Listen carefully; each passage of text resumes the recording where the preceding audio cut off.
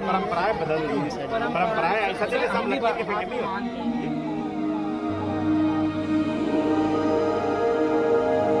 Sir, हमारे ऊपर प्रशासन दबाव बना रहा था कि आप रात में ही इसके अंतिम संस्कार को कीजिए। आप इस बारे में डीएम साहब से पूछना है। डीएम साहब से आपकी बात हुई है? डीएम साहब से बात हुई है आपकी? डीएम साहब से बात हुई है आपकी? डीएम साहब से बात हुई है आपकी? डीएम साहब से बात हुई है आपकी? सर ये क्या चल रहा है? डीएम साहब से बात हुई है आपकी?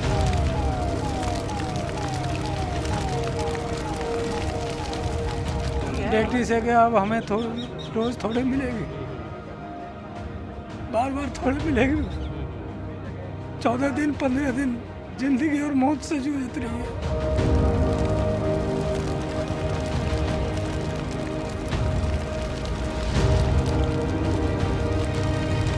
उन्हीं लोगों ने चला दी ना, बाप नहीं था, भाई नहीं था।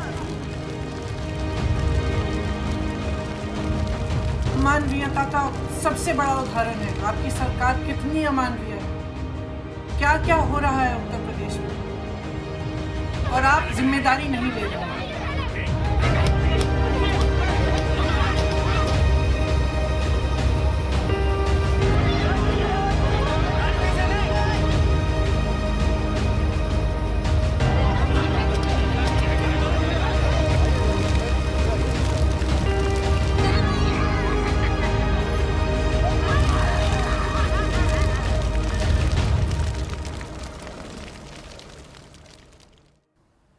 नमस्कार, मैं रविश कुमार। इस उम्मीद में कि कोई देख रहा होगा, इस उम्मीद में कि जो भी देख रहा होगा उसे दिख रहा होगा कि क्या हो रहा है।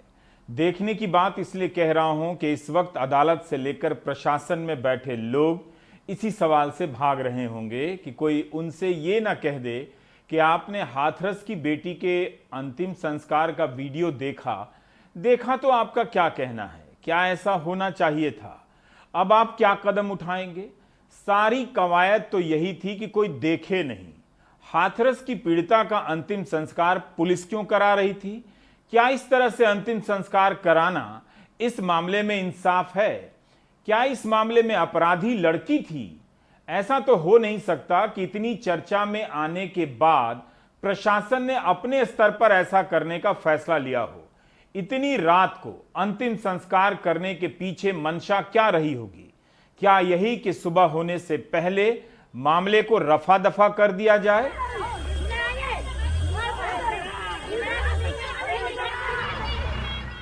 इसी एम्बुलेंस में हाथरस की पीड़िता का पार्थिव शरीर है। आगे बोनट पर सिर रखकर 2 महिलाएं रो रही हैं।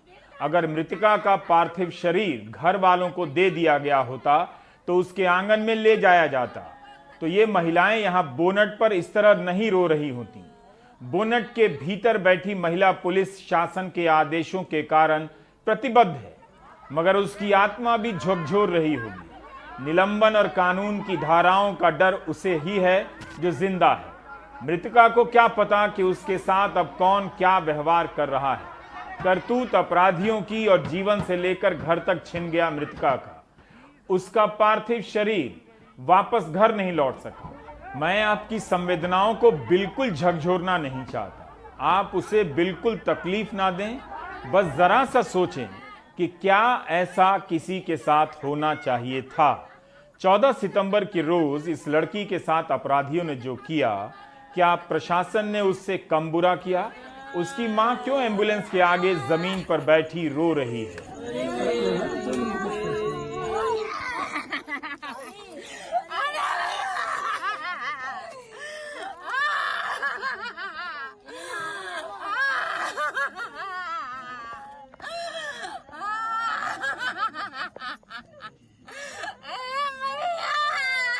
हमारी बेटी को नहीं ला दो, हमारी बेटी को नहीं ला दो, हम यहीं से विदा करेंगे। क्या ऐसे वक्त में यह मां झूठ बोल रही होगी? क्या वो झूठ मूठ का रो रही होगी? आखिर उसकी बेटी के पार्थिव शरीर को उसके आंगन में क्यों नहीं जाने दिया गया? प्रशासन बताए क्यों नहीं उसके पार्थिव शरीर को उसके आंगन में अंतिम रीति रिवाज के लिए ले जाने दिया गया। मरने के बाद उसके पार्थिव शरीर पर अधिकार पुलिस का था या परिवार का? क्या वो अपराधी थी, आतंकवादी थी या वो पीड़िता थी? उसकी मां, उसके भाई, पिता पर जो यह जख्म दिया गया है, उसका उनके दिलो दिमाग पर क्या असर पड़ा होगा, सोचिए। बलात्कार और हिंसा का सदमा, फिर मौत का सदमा, और फिर इस अपमान को कोई कैसे समझाए कि उसकी बेटी या बहन के पार्थिव शरीर को घर में नहीं लाने दिया गया। थोड़ा बहुत ईमान तो काठ की मेज और कुर्सी में भी होता होगा, जिस पर अधिकारी बैठते हैं, मंत्री बैठते हैं। रात अंधेरे इतनी पुलिस क्या इसलिए आई थी कि एक अनुसूचित जाति का परिवार अपनी बेटी के पार्थिव शरीर को आंगन तक ना ले जा सके? क्या इतनी पुलिस इसलिए आई थी कि पिता अंतिम संस्कार में शामिल ना हो सके, भाई अंतिम संस्कार में शामिल ना हो सके? क्या इतनी पुलिस ये सुनिश्चित नहीं करा सकी कि पार्थिव शरीर को परिवार के बीच कुछ देर के लिए रखा जा सके? क्या पिता झूठ बोल रहे हैं कि वे हिंदू रीति रिवाज से अंतिम संस्कार करना चाहते थे? पुलिस ने नहीं करने दिया। हाँ, हम लोग ये सोच रहे थे कि सवेरे करीब 6-7 बजे अपने नात रिश्तेदार जैसे अपने हिंदू रीति रिवाज से होती है उसी हिसाब से करेंगे, पर उन लोगों ने हमारी नहीं चलने दी और उन्होंने अपने हिसाब से उन्होंने कहा कि तो अंतिम संस्कार कर दिया। तो परिवार से कोई नहीं गया था? परिवार से कोई नहीं गया। बहुत ज़्यादा दुख है अपने बेटी से कि अब हमें रोज थोड़े मिलेगी, बार बार थोड़े मिलेगी। 14 दिन 15 दिन जिंदगी और मौत से जूझ रही है। आखिर एक बाप अपनी बेटी का आखिरी बार चेहरा देख ही लेता तो भारत महान और रिसेंटली विश्व गुरु बने भारत की कौन सी सत्ता हिल जाती? क्या कोई इसकी नैतिक जिम्मेदारी लेकर इस्तीफा देने वाला था? अगर सारी कोशिश यही थी कि कोई उसके अंतिम संस्कार को ना देखे तो उस कोशिश का जवाब क्या हो? लेकिन उससे पहले सवाल है कि जिनसे देखने की उम्मीद है उनके भीतर बचा ही क्या है? वो इसे देखकर करेंगे भी क्या? क्यों ना उन पंच तत्वों में विलीन होने का दृश्य स्क्रीन पर चलता छोड़ दिया जाए, ताकि पता चले जिनके नहीं देखने के लिए यह सब किया गया उनमें देखने की क्षमता बची भी है या नहीं। जिसे पीछे करने की कोशिश थी हम उसे आगे कर देते हैं। आप जिलाधिकारी प्रवीण कुमार लक्सर की आवाज सुन रहे हैं। जिलाधिकारी प्रवीण कुमार लक्सर ने मुकेश सिंह सेंगर से कहा है कि अंतिम संस्कार में परिवार के कुछ लोग शामिल थे। पहले आप सुन लीजिए। वो गाड़ी वापस इनके घर तक आई, इन्होंने लगभग 1 से सवा घंटा उसको देखा और उसके बाद इन्हीं के 1-2 परिवारजन जो गए थे उन्होंने वहाँ अंतिम संस्कार किया। और ये जो बाकी मीडिया पे जो ऐसी चीज़ें चल रही है बिल्कुल ये भ्रामक है। तो जिलाधिकारी कह रहे हैं कि परिवार के कुछ लोग शामिल थे, जिसकी बेटी थी, जिसकी बहन थी, क्या वो भी शामिल थे? यह नहीं बता सके। क्या ऐसा भी रिवाज है कि जिसकी मौत होगी उसकी चिता को आग पिता या भाई नहीं देंगे, कोई रिश्तेदार देगा? क्या पिता ने तय किया था कि कौन चिता को आग देगा? प्रशासन ने पूरी घटना की वीडियोग्राफी तो कराई होगी, तो वो दिखा दे कि अंतिम संस्कार में पिता और भाई शामिल थे या नहीं। जिलाधिकारी सुबह के वक्त ही इसे जारी कर सकते थे, मगर ऐसा नहीं किया। लड़की के पिता जिलाधिकारी के बयान के पहले और बाद भी यही कह रहे हैं कि अंतिम संस्कार में शामिल नहीं हुए, बेटी का आखिरी बार चेहरा ही नहीं देखा, उसका शव घर नहीं लाने दिया गया। नहीं, अब बाप नहीं था, भाई नहीं था, ये लोग बच्ची को ले गए, हाथ पैर जोड़े, हमने हमारी बच्ची को मुंह तो दिखा दो, किसी ने मुंह नहीं दिखाया। एक वीडियो उन्होंने निकाली है जिसमें वो दिखा रहे हैं कोई बाबा है जो वहाँ है, वो कौन है? नहीं है, बाबा है ही नहीं, बहुत दिन हो गए, 20 वर्ष से गई मरे। वो चाचा लगते हैं रिश्ते में जो है वहाँ पे, लेकिन आप लोग नहीं थे? नहीं, हमारे घर परिवार को कोई भी नहीं, कोई भी नहीं। हमने कही हमारी लड़की को आखिरी बात तो मौत तो दिखा दो, कि नहीं मैं किसी को नहीं, अगर तुम्हें देखना है तो वहाँ जाओ शमशान घाट। हाँ। अच्छा, आप नहीं थे वहाँ पे? नहीं, हम नहीं थे। अच्छा। तो हमें तो लड़की की माँ भी नहीं है, मैं भी नहीं हूँ, घर वाले कोई भी नहीं है। अच्छा। तो उन्होंने कहा कि तो वहीं से वहीं कहा कि तो लड़की को कहा कि तो दफना के चले गए। और दूसरा ये भी एक कारण था कि आप लोग कह रहे थे कि रात को आप नहीं करना चाहते हैं, तो उस पर भी नहीं मानी। हाँ, पुलिस वाले ने वो भी नहीं मानी हमारी। मृतका की चिता जलाने के फौरन बाद करीब 3 बजे हमारे सहयोगी अरुण कुमार सिंह जब पीड़ित परिवार के घर पहुंचे तो देखा परिवार के लोगों ने घर का गेट अंदर से बंद कर लिया था। उनका कहना था कि पुलिस रात में जबरदस्ती अंतिम संस्कार कराने पर अड़ी थी। अंतिम संस्कार परिवार के बिना नहीं हो सकता था, इसलिए परिवार और रिश्तेदारों ने खुद को घर में अंदर से बंद कर लिया ताकि जबरन ना ले जाया जा सके। इसके बाद भी पुलिस ने अंतिम संस्कार कर दिया। आप में से कोई भी वहां मरघट तक नहीं पहुंचा? नहीं सर, कोई नहीं पहुंचा, कोई नहीं पहुंचा है। और हमारे हाथ में डेड बॉडी भी नहीं दी जा रही है लड़की की। वो कर रहे हैं, सब पुलिस वाले ही कर रहे हैं, जैसे मनमानी चला रहे हैं अपनी, पुलिस वाले ही चला रहे हैं, हमको कुछ भी नहीं करने दे रहे हैं। तो जैसे मेरी उनके पिताजी से भी बात हुई थी, वो कह रहे थे मैं अपने रिश्तेदारों से सलाह करना चाहता हूँ, तो हाँ। वो हुई थी बात, तो उसके बाद उन्हीं का फैसला था फिर आखिरकार? उन्हीं का फैसला है। वो ये कह रहे हैं, पिताजी ने सभी रिश्तेदारों से बात करके उन्होंने ये कहा है कि हम सभी अपने जो मतलब है कि रिलेशन वाले हैं सभी को बुला के सुबह हम इसका अंतिम संस्कार करेंगे पूरे कार्यक्रम से। ये है सर। अच्छा। और पुलिस वाले हैं कि वो ना डेड बॉडी को दे रहे हैं और ना कुछ कर रहे हैं, अपनी केवल मनमानियां कर रहा है प्रशासन। हमारे साथ में कोई भी कैसी इंसाफ की बात हो नहीं रही। आप लोगों ने अपने आप को घर में लॉक क्यों कर लिया था? लोग आ रहे भाग के आ रहे, खींच के ले चलो इसको, ले चलो, डर के मारे मैंने ताला बंद कर लिया, सारे मारने के लिए आ रहे थे। तो ये पीड़िता की मां है, उनका कहना ये है कि घर में बीती रात इन लोगों ने लॉक कर लिया था क्योंकि पुलिस वाले जबरन इनको घर से ले जा रहे थे। माँ, पिता, भाई सब बार बार कह रहे हैं कि वे रात को अंतिम संस्कार नहीं करना चाहते थे, तो फिर अंतिम संस्कार किसकी इजाजत से किया गया? क्या ये संस्कार है? धर्माधिकारी जिलाधिकारी को बताना चाहिए। मीडिया में खंडन करने से अच्छा है संस्कार के समय का वीडियो दिखा दें। हाथरस की पीड़िता के साथ हिंसा अपराधियों ने की, मगर उसके मरने के बाद इस तरह से अंतिम संस्कार करना क्या हिंसा नहीं है? अगर हिंसा है तो क्या यह हिंसा अपराधियों की हिंसा से अलग है? एक बार देख लीजिए कि किस तरह प्रशासनिक अधिकारी आपा खो देते हैं जब पिता के साथ साथ कोई और उनसे कुछ कहने लगता है। अफसर का क्रोधित होना समझा जा सकता है, रुतबा है भाई, लेकिन पिता का बेटी के लिए गिड़गिड़ाना कैसे समझा जा सकता है? थोड़ी सी घर मतलब बेटी सभी इंतजार करें, मट्टी जरूर लगेगी सर, आपके बीच में लगेंगे, कोई दिक्कत नहीं होगी। देखो घर ले जाओगे तो भी देखोगे, वहाँ भी हम आपको दिखाएंगे। घर में देखो आपसे मैं बात ही नहीं कर रहा। आप कौन है? क्या बोल रहे हैं? ज्यादा लोग वो करो जो फालतू परिजन को बताने सुन लिया गया बहुत ज्यादा, जो ये बता रहे हैं इनको सुना जा रहा पिताजी को, इनके तो भाई भी खड़ा पीछे। सबसे बात हो सकती है क्या?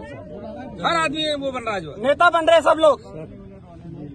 दिन के वक्त हाथरस पुलिस ने ज्वाइंट मजिस्ट्रेट प्रेम प्रकाश का एक बयान ट्वीट किया।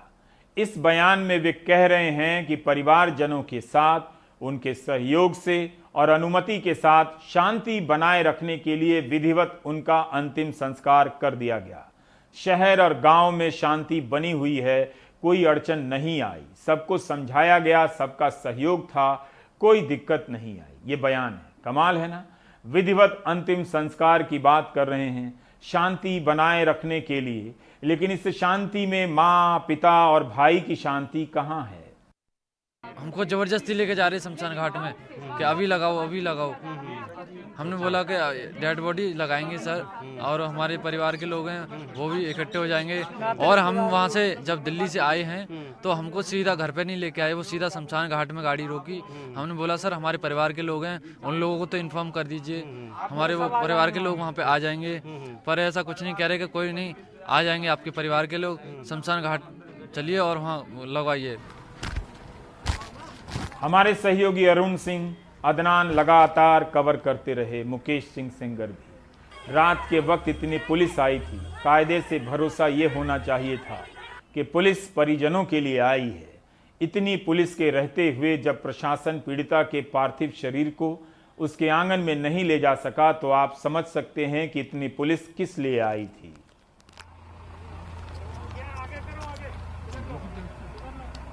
हाथीरस गैंगरेप पीड़िता का शव उसके गांव हाथीरस लाया गया है। जितने भी रिश्तेदार थे उन्होंने काफ़ी झगड़े जो है वो भी किए और रोका कि शव को रात को अग्नि ना दी जाए, जो अंतिम संस्कार है वो रात को ना किया जाए। लेकिन कई झगड़ों के बाद, रिश्तेदारों के साथ लंबी बहस के बाद पुलिस जो है वो किसी तरीके से जो शव वाहन है उसे यहाँ मरघट तक लेकर आई और अब जो आखिरकार जो शव है उसे अग्नि दे दी गई है।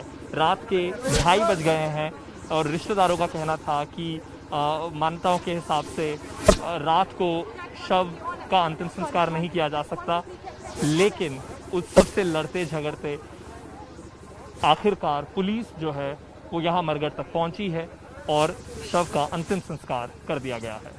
जिलाधिकारी ने कैमरे पर बयान दिया कि अंतिम संस्कार के वक्त परिवार के सदस्य शामिल थे।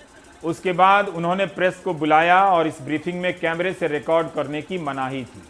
जो कहा गया वो इस तरह से है। लड़की जब हाथरस के जिला अस्पताल में एडमिट थी तभी पीड़ित परिवार से लड़की को बड़े अस्पताल में शिफ्ट करने की गुजारिश की गई थी, लेकिन परिवार नहीं माना था। बाद में प्रशासन के कहने पर ही लड़की अलीगढ़ में AMU के मेडिकल कॉलेज में एडमिट कराई गई। 29 तारीख को हमारे ADM ने जाकर बयान लिए, जहां लड़की के पिता ने सफदरजंग शिफ्ट करने के लिए मना कर दिया। ये लिखत में दिया था उसके परिवार ने। AMU मेडिकल कॉलेज की रिपोर्ट में रेप नहीं आया है, ना ही जीभ काटी थी। शरीर पर 4 जगह चोट थी, रीढ़ की हड्डी टूटी हुई थी। 14 तारीख को सुबह 9:30 बजे की घटना थी। हमने 10:30 बजे लड़की के भाई के आरोप के आधार पर 307 और SC/ST एक्ट में FIR लिखी थी। लड़की के भाई ने संदीप और उसके साथियों पर मारपीट और जान से मारने की कोशिश का आरोप लगाया था। प्रशासन ने खुद लड़की की बिगड़ती तबीयत देखकर उसे सफदरजंग अस्पताल में भेज दिया। इससे पहले कि अब माता पिता को भी कई मामलों में दोषी बताया जाने लगे, इस सवाल पर आते हैं और टिके रहते हैं कि अंतिम संस्कार का आदेश किसका था। क्या आदेश लखनऊ से आया था या जिलाधिकारी ने अपने स्तर पर लिया था? दूसरा, अंतिम संस्कार से पहले मृतिका के पार्थिव शरीर को घर क्यों नहीं जाने दिया गया? तीसरा, कि माँ बाप को क्यों नहीं उसका चेहरा देखने दिया गया? चौथा, कि माँ बाप अंतिम संस्कार में क्यों नहीं शामिल हुए? सहयोगी अरुण सिंह ने हाथरस की पीड़िता के भाई से बात की।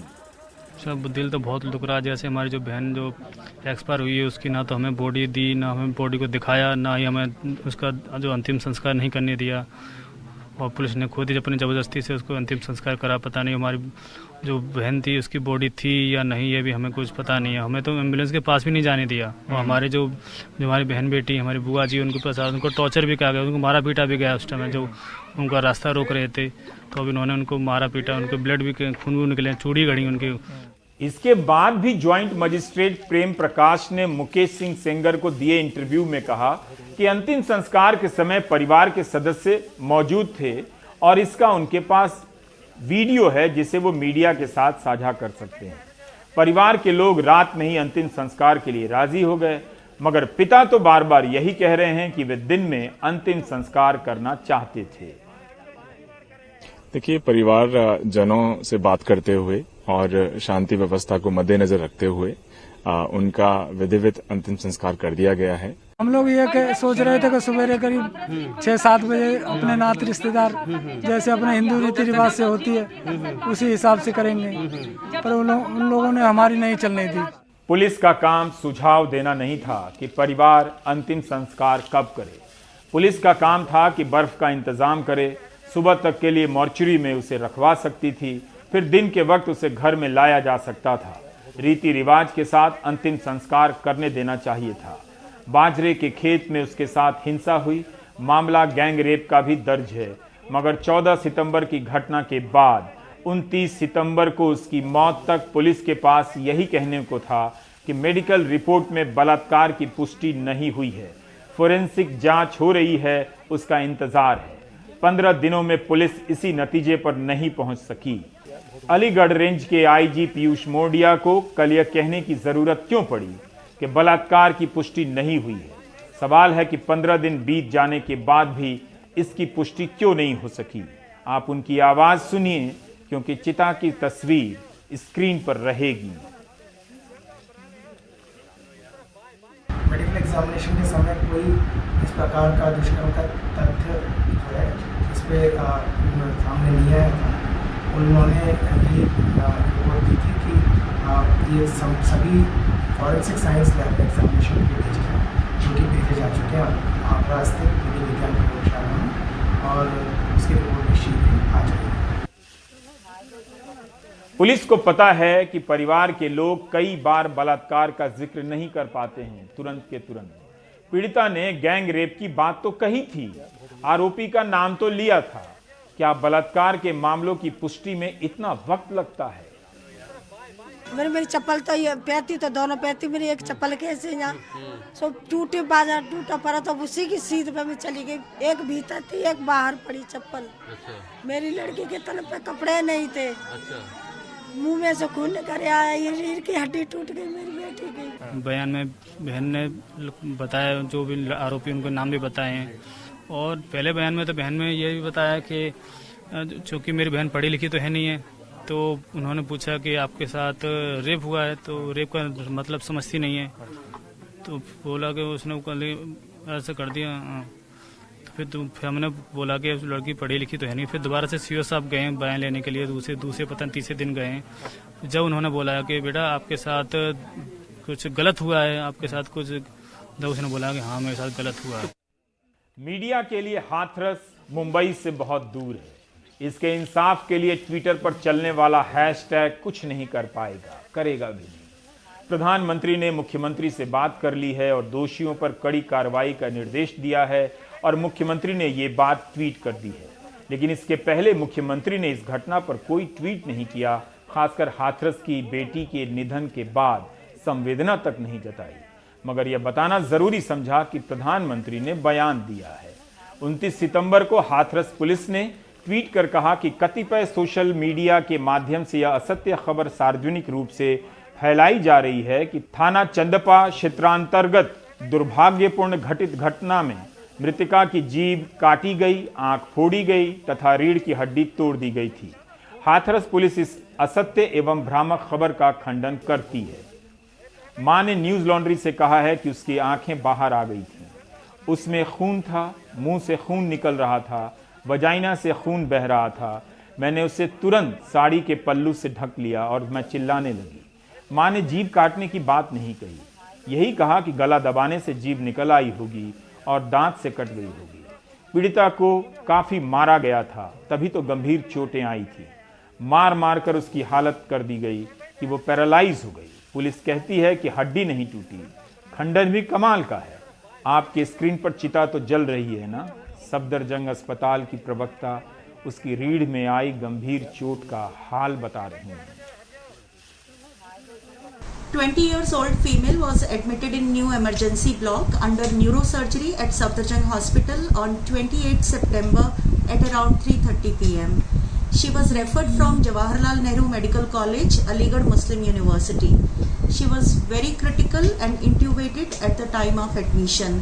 She had cervical spine injury with quadriplegia and septicemia. Despite all efforts and treatment, she succumbed on 29 September at 6:55 a.m. AMU की मेडिकल रिपोर्ट में लिखा है कि शरीर पर 4 जगह चोटें थी, रीढ़ की हड्डी टूटी हुई थी। कानून से रोक है कि पीड़िता का चेहरा ना दिखाएं, उसकी पहचान ना दिखाएं, इसलिए परिवार वालों का भी चेहरा नहीं दिखाया, ना नाम लिया, वरना जिस हालत में उसकी तस्वीरें सोशल मीडिया में चल रही हैं वो कई दावों को आसानी से खारिज करती हैं। मगर आप हाथरस की बेटी की जलती हुई चिता देख सकते हैं। चाहें तो सोच सकते हैं कि आखिर उसका अंतिम संस्कार इस तरह से क्यों किया गया।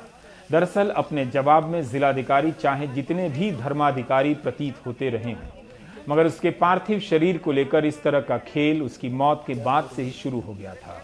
हमारे सहयोगी शरद ने पिता से उस वक्त बात की थी जब वे सफदरजंग अस्पताल में थे। सर हमें बेटी को इंसाफ चाहिए, इंसाफ चाहिए। क्या कहते बेटी को, जो क्या कहते अपराधी हैं, हाँ, उनको कम से कम सजा क्या कहते मिलनी चाहिए। उसको फांसी होनी चाहिए। हॉस्पिटल के अंदर बॉडी नहीं है। अच्छा, मैंने मोर्चरी में पता किया जाके, स्वयं पता किया वहाँ जाके, तो हॉस्पिटल में उन्होंने बताया कि यहाँ बॉडी तो यहाँ नहीं है। अच्छा। मोर्चरी में बॉडी नहीं है। अच्छा जी। अच्छा, और ये तो भाई जब तो आपको सूचित होना चाहिए था ये तो। जी, हमें नहीं बताया, हमें कुछ भी नहीं पता इस बारे में, बॉडी कहाँ है कहाँ नहीं। मैंने वहाँ जाके पता किया कि हमारी दीदी की बॉडी कहाँ है, तो उन्होंने बोला कि यहाँ पे नहीं है। हाँ। सीधे यही बोला। तो इसके विरोध में फिर आप लोग यहाँ पर अब धरने में बैठे हुए हैं? जी, विरोध में हम इसलिए भी बैठे हैं, जब तक यहाँ पे जिसकी सत्ता है बीजेपी की, उनसे कोई नेता आके हमें ये आश्वासन नहीं देते कि हमको जब तक उन लड़कों को फांसी दिलवाएंगे, हमें न्याय दिलवाएंगे और हमारे इस परिवार की पूरी जिंदगी भर की सुरक्षा नहीं होती, तब तक हम यहाँ से नहीं हटेंगे। क्योंकि हमें गांव में बहुत सारी धमकियाँ मिल रही है। ऐसे आपकी ये पीएसी पुलिस हमारे 1 महीना 2 महीना हमारे घर के पास रह सकती है, उसके बाद ये तो चले जाएंगे। हमें फिर भी खतरा है ना, जब वो लोग खुलेआम आते जाते बोल देते हैं कि इन्हें गोली से मार देंगे, 1-2 को और मार देंगे, तब जेल में हाजिर हो जाएंगे, तो ये आप समझ सकते हो किस तरीके से खतरा है हमें। हाथरस लोकसभा की सीट आरक्षित है। यहाँ के सांसद बीजेपी से हैं। उस वक्त नहीं थे मौके पर जब चिता जली, इस वक्त आ गए हैं कहने कि जिसकी रात अंधेरे चिता जली है वो उनकी बेटी है। सांसद साहब की आवाज सुनिएगा। नाम राजवीर सिंह दिलेर है। उनके साथ पीड़िता की भाभी बात कर रही हैं। दोषियों के प्रति पूरी कार्रवाई होगी। 4 आदमी के खिलाफ रिपोर्ट दर्ज, चारों गिरफ्तार हो गए। जिस दिन मैं गाँव में आया हूँ, एक सेकंड, जिस दिन मैं गाँव में आया हूँ, वाले खत्म होने के बाद में मैं उस दिन गाँव में आया भी थी सामने। मैंने ऐसो की कार्रवाई देखी, मैंने उनसे मुझे लूज लगी, मैंने तुरंत ऐसो के लाइन हासिल कराया उस दिन मैंने। ऐसी बात नहीं है, आपके लिए मेरी बेटी है,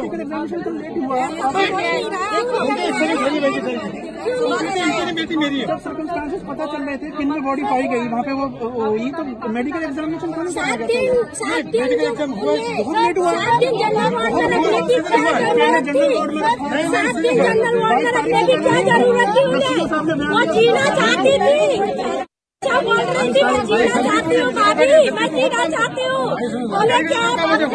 ला सकते हो या ला सकते हो? देखिए, 1 मिनट मेरी बात सुनो। देखिए, मैं समाज से हूँ, ये तुम्हारी नहीं मेरी बेटी है।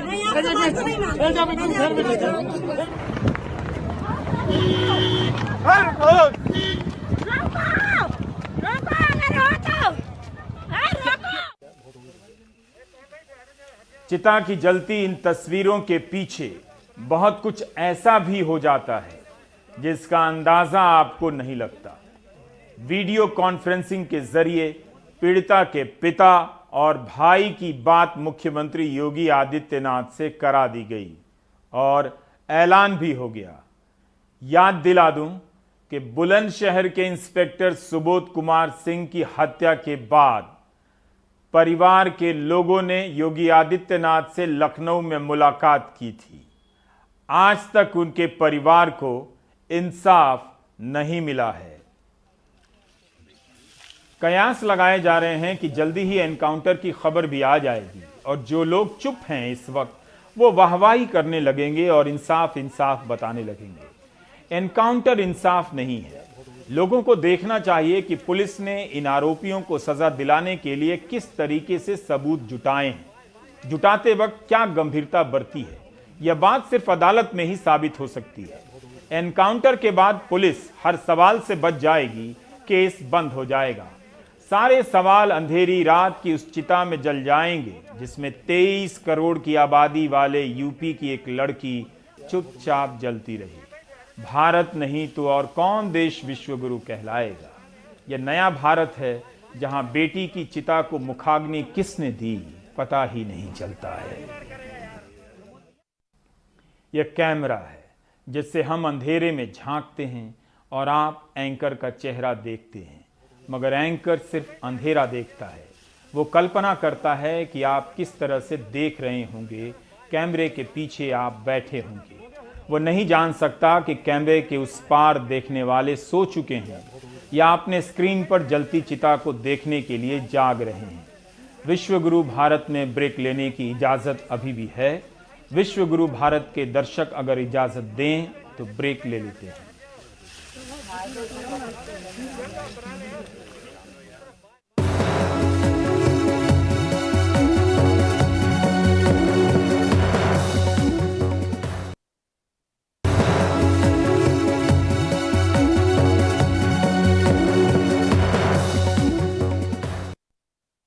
9 नवंबर 2019 को अयोध्या मामले में फैसला सुनाते हुए सुप्रीम कोर्ट ने कहा था कि 6 दिसंबर को मस्जिद का ढांचा गिरा दिया गया था और उसे नष्ट कर दिया गया।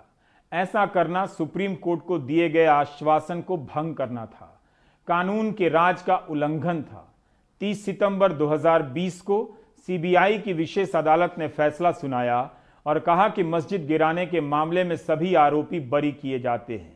स्पेशल जज सुरेंद्र कुमार यादव ने कहा कि विध्वंस सुनियोजित नहीं था, नेताओं ने भीड़ रोकने की कोशिश की थी, गुंबद पर चढ़ने वाले असामाजिक तत्व थे, किसने ढांचे को गिरा दिया पता नहीं। वे अगर सजा से बच गए हैं तो इस मामले में अब इंसाफ की कहानी हमेशा हमेशा के लिए अधूरी रह जाएगी।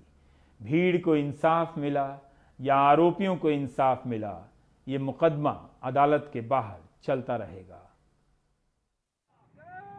जश्न का ये माहौल एक बड़े आरोप से मुक्त होने का है।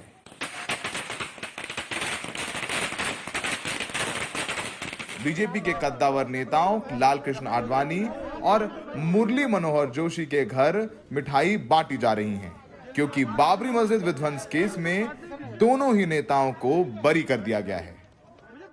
कोर्ट ने इन दोनों नेताओं के अलावा बाकी 30 आरोपियों को भी ये कहते हुए बरी कर दिया कि किसी के खिलाफ बाबरी मस्जिद ढहाने के लिए कार सेवकों को उकसाने के कोई सबूत नहीं मिले हैं। 2300 पन्नों का फैसला देने के बाद जज एसके यादव भी बुधवार को रिटायर हो गए। फैसला देते हुए कोर्ट ने कहा कि विध्वंस के वक्त आडवाणी जोशी मंच पर मौजूद थे, लेकिन बाबरी मस्जिद विध्वंस के लिए इन्होंने कार सेवकों का साथ दिया, इसके सबूत नहीं मिले हैं। असामाजिक तत्वों ने बाबरी मस्जिद ढहाई, नारों का ऑडियो आरोपियों की आवाज से मेल नहीं खाता। गवाहों ने कोर्ट में माना कि सबूत के तौर पर दिए गए वीडियो फुटेज से छेड़छाड़ हुई। सीबीआई नहीं साबित कर पाई कि आरोपियों ने भड़काऊ भाषण दिए, जिससे दो संप्रदायों के बीच दंगा भड़का। सिर्फ उत्तेजक भाषण से आरोपी दोषी साबित नहीं हो सकते। आरोपियों द्वारा दंगा भड़काने के भी सबूत नहीं मिले हैं। वह अत्यंत महत्वपूर्ण है और हम सब के लिए बहुत खुशी का प्रसंग है। जब ये समाचार सुना, जय श्री राम कह करके हमने इसका स्वागत किया। देखिए, मैं इस ऐतिहासिक निर्णय का स्वागत करता हूं और मैं समझता हूं कि सारा देश इस निर्णय से बहुत प्रसन्न है। अब इस मामले के एक और आरोपी और बीजेपी सांसद विनय कटियार को अयोध्या के बाद मथुरा और काशी की याद आ रही है। मथुरा काशी का जो मामला है, सब संतों को बुला करके तय करेंगे, सब साधु संत तय करेंगे। और मथुरा वृंदावन तो पूरा संतों का गढ़ है। लेकिन सबसे बड़ा सवाल यह है कि क्या मुस्लिम पक्ष फैसले के खिलाफ हाई कोर्ट जाएगा? हमने हमेशा कहा है, न्यायालय में फैसला अगरचे हमारे खिलाफ हुआ 9 नवंबर वाला फैसला, तब भी हम लोगों ने पहले कह रखा था कि हम फैसला आखिरी मानेंगे। तो जब रिव्यू खारिज हो गया तो आपने देखा कि हमने कोई मुजाहरा नहीं किया। 5 अगस्त से 6 अगस्त को जब वहाँ पर राम मंदिर का शिलान्यास हुआ। तो ऐसे ही देश की जनता को न्यायालय पर भरोसा करना चाहिए और न्यायालय को ये चाहिए कि वो कानून और एविडेंस की बुनियाद पर फैसला दे, ताकि उन पर जो भरोसा है वो खत्म न हो। जरा सोचिए, बाबरी मस्जिद विध्वंस पर 28 साल बाद ये फैसला आया है और ये सीबीआई के लिए कितना बड़ा झटका है कि दिन दहाड़े लाखों कार सेवक बाबरी मस्जिद दिसंबर 1992 को ढहा देते हैं। पुलिस भी है और 28 साल लगते हैं, सीबीआई इन्वेस्टिगेट करती है और फिर भी देश की सबसे अच्छी जांच एजेंसी सीबीआई किसी एक आरोपी को भी सजा नहीं दिलवा पाती है। तो ये नाकामी सिस्टम की है और सबसे बड़ी नाकामी सीबीआई की। लखनऊ में सहयोगी आलोक पांडे, राजेश गुप्ता और प्रेम सिंह के साथ सौरभ शुक्ला, एनडीटीवी इंडिया। तो आप देख रहे थे विश्व गुरु भारत के नए भारत की ये कहानियां। नमस्कार।